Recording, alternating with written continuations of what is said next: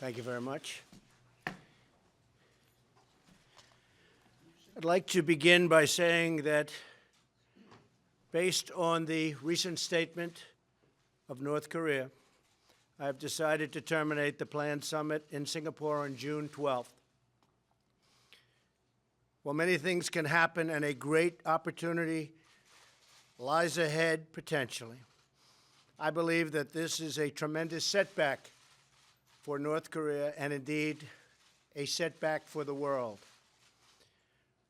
I've spoken to General Mattis and the Joint Chiefs of Staff and our military, which is by far the most powerful anywhere in the world, that has been greatly enhanced recently, as you all know, is ready if necessary. Likewise, I have spoken to South Korea and Japan, and they are not only ready should foolish or reckless acts be taken by North Korea, but they are willing to shoulder much of the cost of any financial burden, any of the costs associated by the United States in operations if such an unfortunate situation is forced upon us. Hopefully, positive things will be taking place with respect to the future of North Korea. But if they don't, we are more ready than we have ever been before. North Korea has the opportunity to end decades of poverty and oppression by following the path of denuclearization and joining the community of nations. And I hope that Kim Jong-un will ultimately do what is right, not only for himself, but perhaps most importantly, what's right for his people, who are suffering greatly and needlessly. All of the Korean people, North and South, deserve to be able to live together in harmony, prosperity, and peace. That bright and beautiful future can only happen when the threat of nuclear weapons is removed. No way it can happen otherwise. If and when Kim Jong-un chooses to engage in constructive dialogue and actions, I am waiting.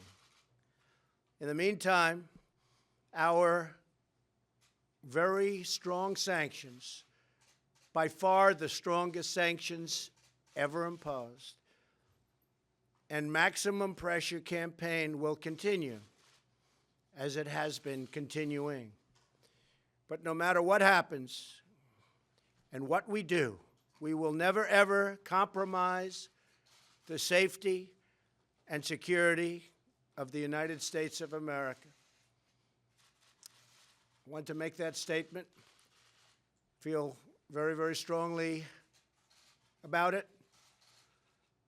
Our military, as you know, has been greatly enhanced. Will soon be at a level that it's never been before.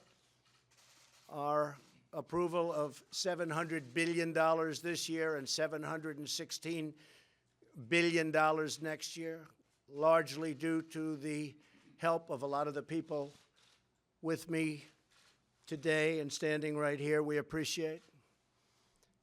But we had to do that for our military, and we've done it, and hopefully everything's going to work out well with North Korea.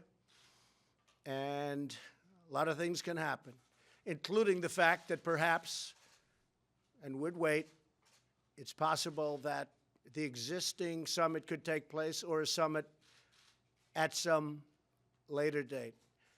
Nobody should be anxious. We have to get it right. Okay, with that being said, we have something else, which I have to tell you, all of you, Chairman, Mike, and everybody, it was a big deal until this came up. I don't know, where's Mike Crapo? Where are you? Mike, congratulations, you did a great job, but it doesn't seem so important now. I don't know. But it is important. It's incredible. And it's incredible that you've done it, and you've done it in a very bipartisan way, which is very nice. Thank you. Thank you very much, but a very bipartisan way, Mike, and I want to congratulate you and everyone else. I'm going to read a few names because these people worked hard. This is all about the Dodd-Frank disaster, and they fixed it, or at least have gone a long way toward fixing it. Mike Crapo, thank you very much. Steve Daines, thank you, Steve. Incredible job. John Kennedy, thank you very much, John. Heidi Heitkamp. Heidi, thank you very much. Appreciate it. David Perdue. Where's David? Where is David? Oh, I love David. What a great guy he is. Jim Risch. Jim, thank you. What a great lawyer. I learned all about you. One of the great lawyers. I think I have to use him. Tim Scott. Tim. Thank you, Tim. Great job. It's a great achievement. And Pat Toomey, who really does know the financial world, I can tell you from experience. Right, Pat? Great job. Also, representatives. Jeb Henserling. Fantastic, fantastic job. Thank you, Jeb. See, you wanted to get near the table instead of getting over here. That's like the prime location until about 10 minutes ago, right? I think Mia now has the prime location. All about real estate. I know it is. It's all about location, isn't it? It's true. Jim Banks, Andy Barr, Kevin Kramer, Sean Duffy, Tom Emmer, French Hill, Bill Heisinger, David Kustoff, Patrick McHenry. I always say Patrick McHenry. Where's Patrick?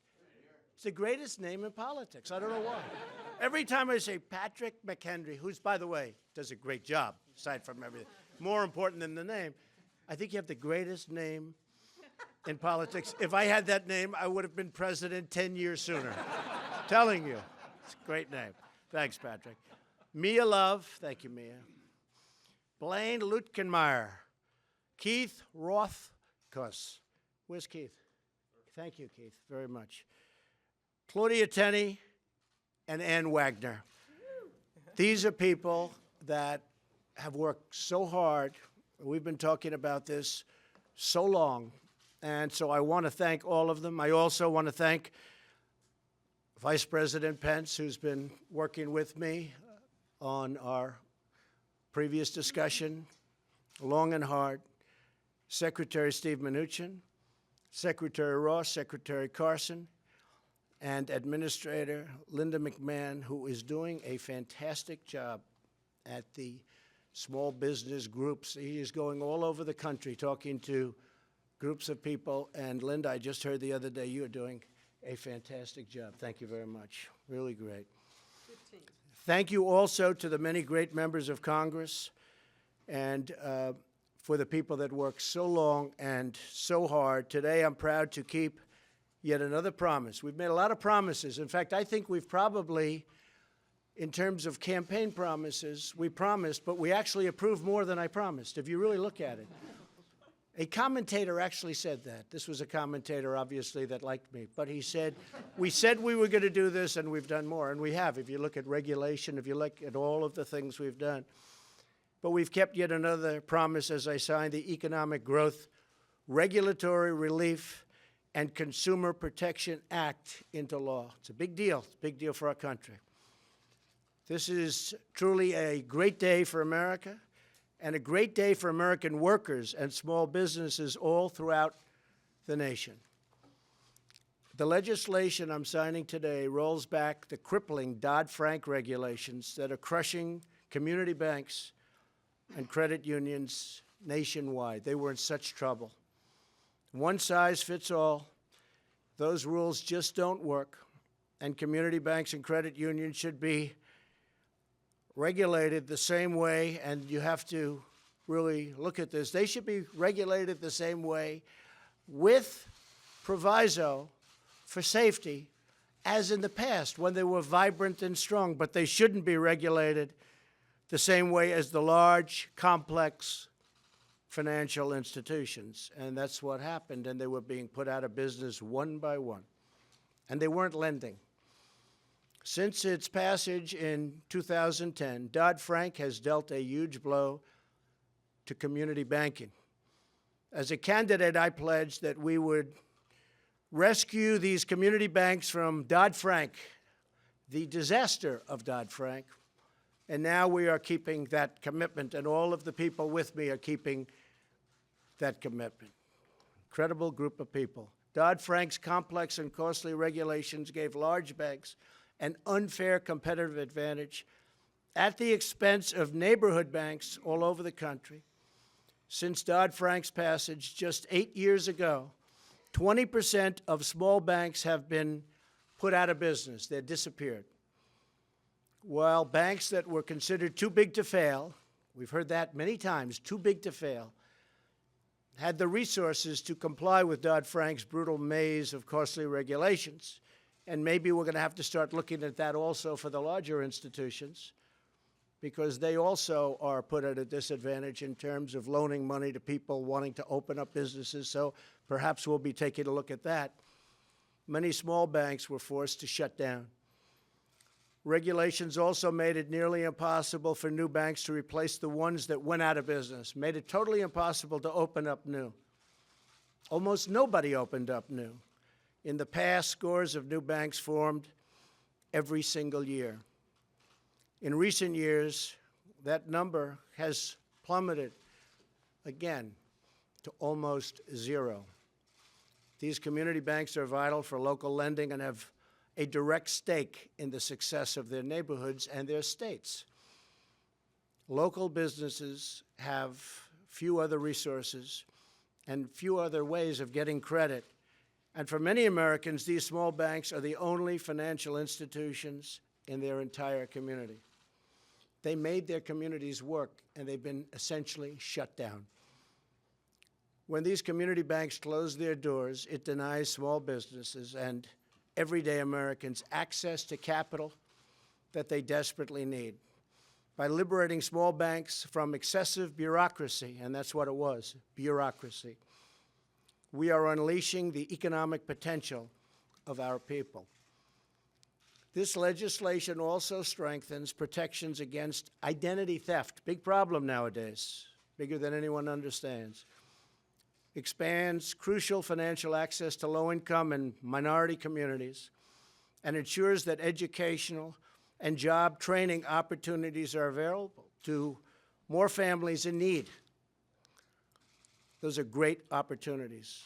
Some of the people up here are working very, very hard on creating those opportunities for people. These reforms are critical to helping all Americans thrive and to prosper. Today's legislation is the next step in America's unprecedented economic comeback. There's never been a comeback like we've made. And one day, the fake news is going to report it. But that's okay. You've been very nice, actually, today. You've been extremely nice. Republicans in Congress passed the biggest tax cut and reform in the history of our country. We passed and signed a record number of bills terminating job-killing regulations. In the history of our country, no president, whether it's 4 years, 8 years, or 16 years in one case, has ever passed more regulation cuts. And these were necessary cuts because we're leaving necessary regulations. Regulation is fine, but it's got to be reasonable, and that's what we've done.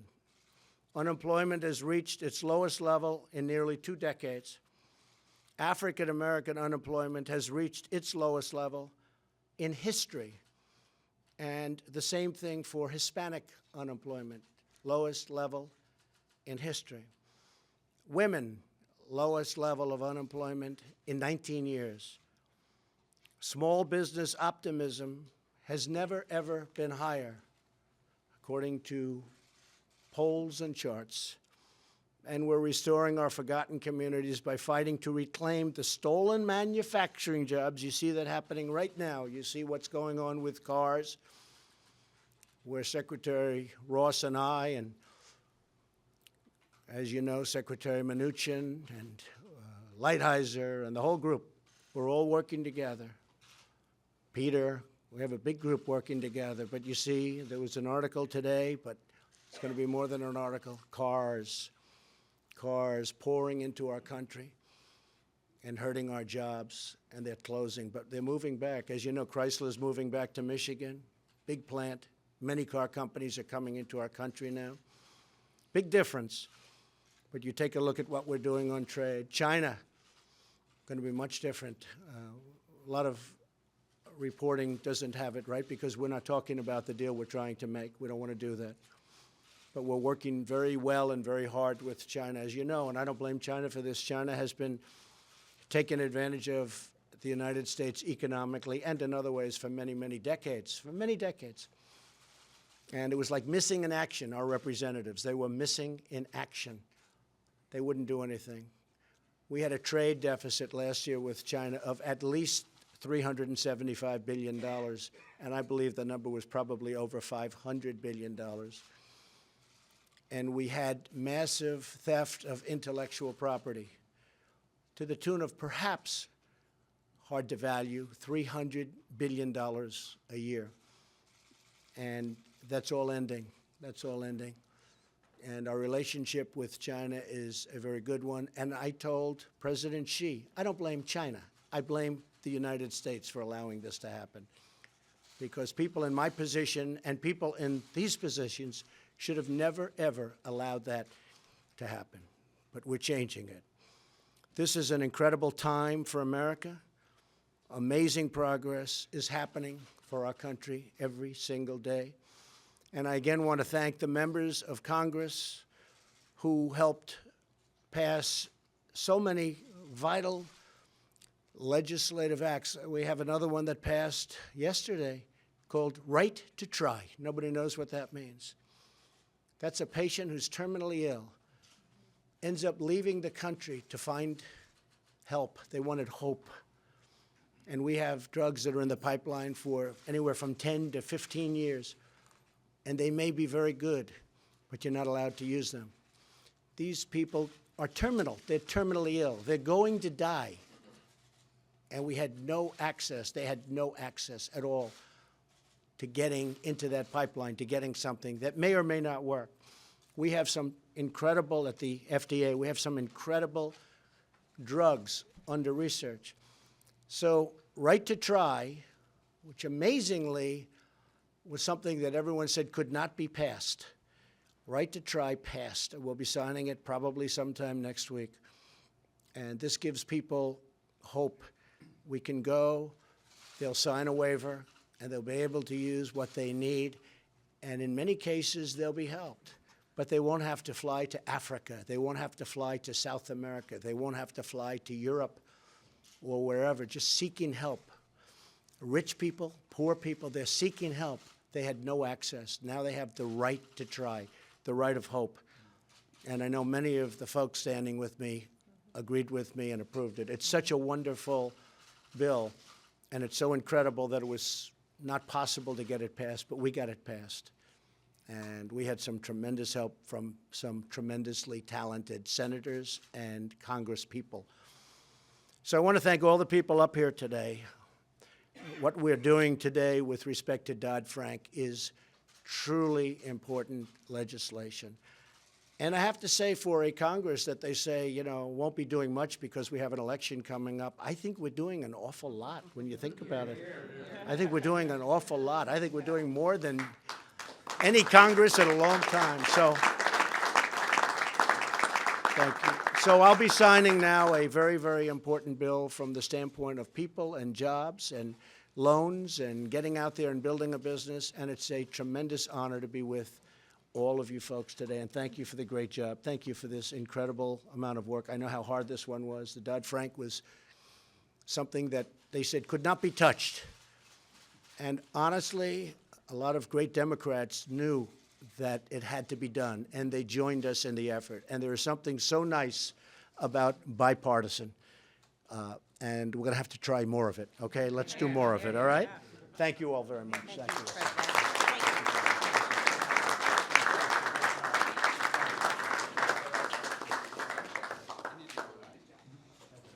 Scooch in there, girl. How are you? No, scooch in. You're perfect. You're perfect.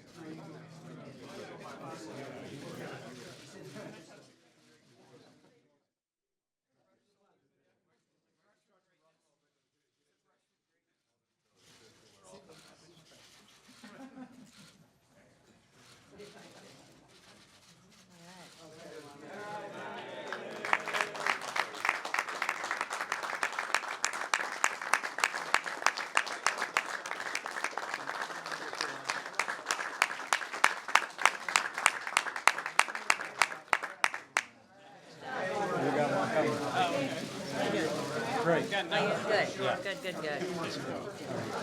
I'm good. Going back to the big TV show. Large our commercials. Well, we'll see what happens. I hope that we'll continue onward. Get one of the Sharpies. We are in a very strong position. I think they want to do what's right. I really think that they want to do, but it was only recently that this has been taking place, and I think I understand why it's been taking place. But they want to do what's right. I really believe Kim Jong-un wants to do what's right. So hopefully things will work out. Okay? Thank you all very much.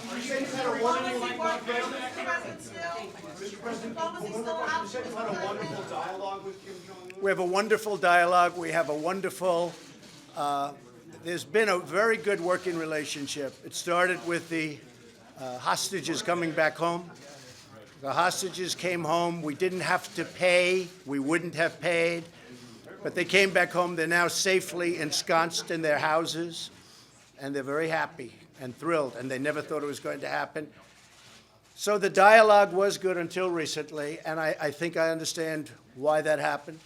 Why was that? And I won't say that. Someday I'll give it to you. You can write about it in a book. But I really believe we have a great opportunity. We'll see whether or not that opportunity is seized by North Korea. If it is, great for them and great for the world. If it isn't, it'll be just fine. Thank you all very much. Thank you.